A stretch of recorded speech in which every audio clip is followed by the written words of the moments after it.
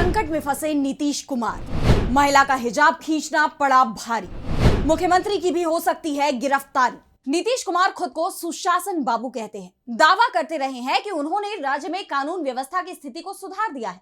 महिलाओं की तरफ कोई आंख उठाकर नहीं देख सकता, लेकिन जो वीडियो, जो तस्वीर खुद नीतीश कुमार के कार्यक्रम की सामने आई है, उसके बाद सुशासन बाबू का भविष्य क्या होगा, इस पर ही सवाल उठने लगे हैं।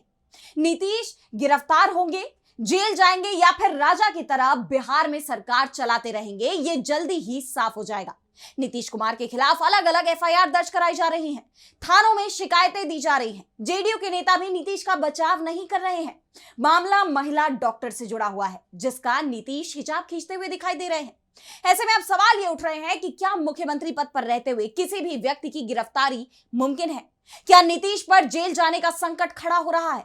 इन सभी सवालों पर आज हम अपनी स्पेशल रिपोर्ट में करेंगे बात। नमस्कार, मैं आराधना। तो शुरू करते हैं हमारी एक खास रिपोर्ट। और सबसे पहले हम आपको वो वीडियो दिखाते हैं जिसके चलते नीतीश संकट में फंस गए हैं, और इसके बाद बताएंगे कि कैसे ये वीडियो अब नीतीश की जान पर भारी पड़ता दिखाई दे रहा है। पहले आप ये वीडियो देखिए। सौम्या कुमारी, माननीय मुख्यमंत्री जी अपने हाथों से नियुक्ति पत्र देके नीलम अभिरंजन।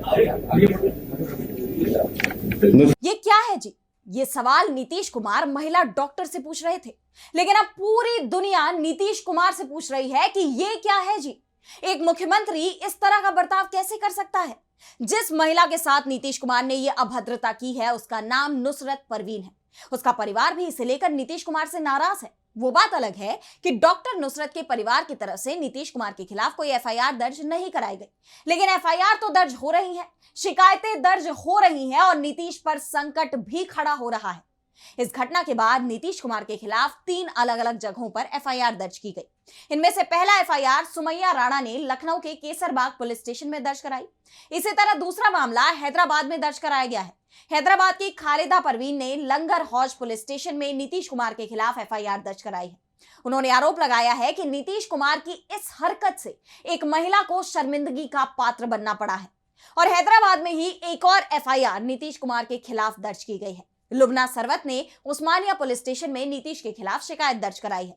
इसके अलावा अंतर्राष्ट्रीय मानवाधिकार संगठन एमनेस्टी इंटरनेशनल ने भी इस घटना को महिला की स्वायत्तता, पहचान और गरिमा का उल्लंघन करार दिया।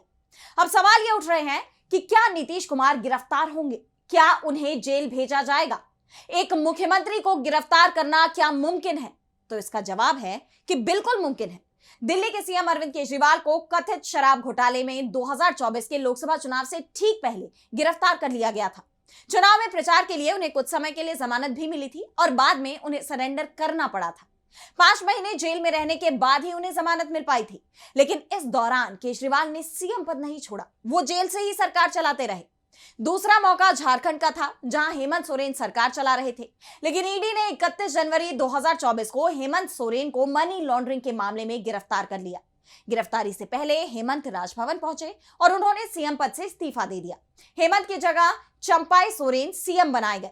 लोकसभा चुनाव के बाद 28 जून 2024 को हेमंत को जमानत मिली और 4 जुलाई को वो फिर सीएम बन गए। हेमंत सोरेन का मामला हो या फिर अरविंद केजरीवाल का, दोनों को लोकसभा चुनाव से ठीक पहले गिरफ्तार किया गया था। इसलिए सरकार पर यह आरोप भी लगे थे कि चुनाव प्रचार से इन नेताओं को दूर रखने के लिए ये गिरफ्तारियां की गई थी। लेकिन बिहार में तो अब चुनाव हो चुका है। नीतीश कुमार के खिलाफ एफआईआर लगातार दर्ज हो रही है और आने वाले समय में इनकी संख्या और बढ़ सकती है। वैसे यहां मैं एक और मामले का जिक्र करना चाहूंगी। ये करीब 29 साल पुराना है।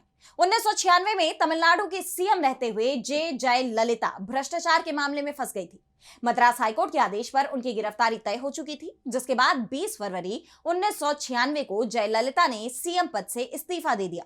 अपनी जगह उन्होंने ओ पनीर सेल्वम को सीएम बना दिया था। इस्तीफा देने के 10 दिन बाद 1 मार्च 1996 को उन्हें गिरफ्तार कर लिया गया और जयललिता जेल चली गई थी। बाद में जेल से बाहर आने के बाद उन्होंने सीएम पद दोबारा हासिल कर लिया था। ऐसे में अब नीतीश कुमार के सामने बड़ा संकट खड़ा हो गया है। जम्मू कश्मीर की पूर्व सीएम और पीडीपी की प्रमुख महबूबा मुफ्ती की बेटी इल्तिजा मुफ्ती भी नीतीश के खिलाफ एफआईआर दर्ज कराने पहुंची थी, लेकिन जम्मू कश्मीर पुलिस ने उनकी शिकायत लेने से इनकार कर दिया। इल्तिजा ने नीतीश कुमार पर बेहद तीखा हमला भी किया है। उन्होंने कहा कि आपको कोई हक नहीं बनता कि आप हमारे नकाब या हिजाब को हाथ लगाएं। अगली बार हमारे हिजाब को हाथ लगाया तो हम मुसलमान औरतें ऐसा सबक सिखाएंगी कि जिंदगी भर नहीं भूलेंगे। आपने जो हरकत की उसके लिए आपको माफी मांगनी चाहिए। कानून के जानकारों का भी कहना है कि यह कोई साधारण मामला नहीं है बल्कि बेहद गंभीर मामला है। भारतीय कानून के तहत मुख्यमंत्री नीतीश कुमार के खिलाफ अलग अलग धाराओं में मुकदमा दर्ज हो सकता है। मुख्यमंत्री के खिलाफ महिला की गरिमा को ठेस पहुंचाने के इरादे से आपराधिक बल का इस्तेमाल करने का मामला बनता है। बिना सहमति किसी महिला को छूना, विशेषकर सार्वजनिक मंच पर उसका नकाब खींचना, न सिर्फ शारीरिक हस्तक्षेप है बल्कि सार्वजनिक अपमान की श्रेणी में भी आता है।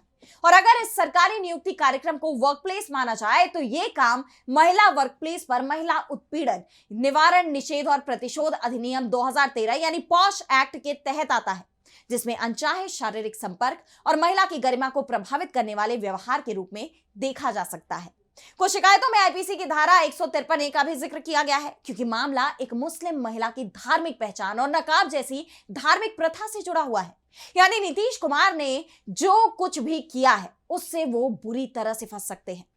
ये बात तो अरविंद केजरीवाल और हेमंत सोरेन के केस में साफ है कि मुख्यमंत्री रहते हुए भी नीतीश कुमार के खिलाफ एफआईआर दर्ज होने में कोई रुकावट नहीं है और उनकी गिरफ्तारी होनी भी मुमकिन है, क्योंकि भारतीय संविधान ने उन्हें राष्ट्रपति या राज्यपाल की तरह कोई विशेष इम्यूनिटी नहीं दी है।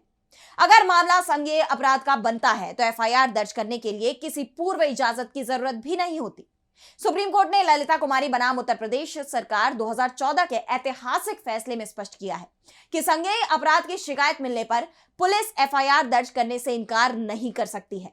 यानी एक बात तो साफ हो गई है कि नीतीश कुमार पर गिरफ्तारी की तलवार तो लटकी हुई है, लेकिन इसके लिए कोर्ट की इजाजत भी जरूरी होगी।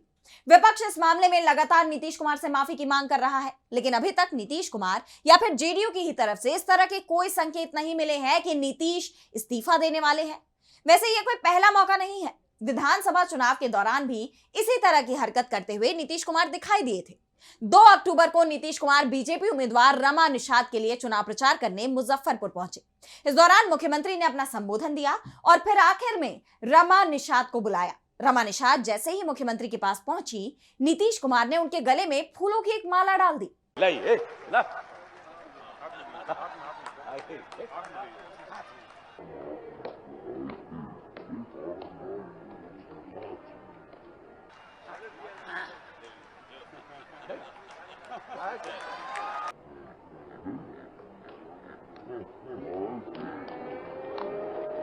वो हाथ कह रहे हो, ये गजब आदमी है भाई, ये गजब आदमी है भाई, हाथ काहे करते हैं तब तो सब। इस दौरान जेडीयू के राष्ट्रीय कार्यकारी अध्यक्ष संजय झा ने माला को पकड़ लिया, नीतीश को रोकने की कोशिश की। नीतीश से यह भी कहा कि माला हाथ में दीजिए, लेकिन इसके बाद भी नीतीश कुमार ने मुस्कुराते हुए रमा निषाद को माला पहनाई। और बाद में संजय झा की तरफ देखते हुए नीतीश ये भी बोले थे कि हाथ में कह रहा है, गजब आदमी है भाई।